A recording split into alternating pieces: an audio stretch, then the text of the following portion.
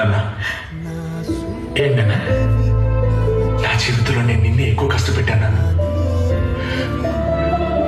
న్యాయంగా చూస్తే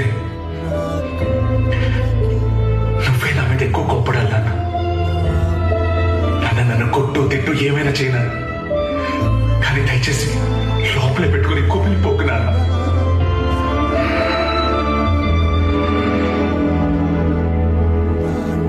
చిన్న వయసులో ఊళ్ళో పరుగు పందులు పాల్గొన్నప్పుడు నా పక్కన పరిగెట్టేవాడు వాడు గెలవాలని నన్ను తోసేసి పరిగెట్టాడు నాన్న.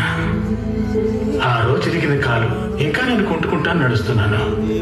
కానీ అదే తప్పు నా పిల్లోడు చేయలేదన్నప్పుడు నాకు చాలా సంతోషంగా ఉంది నాన్న.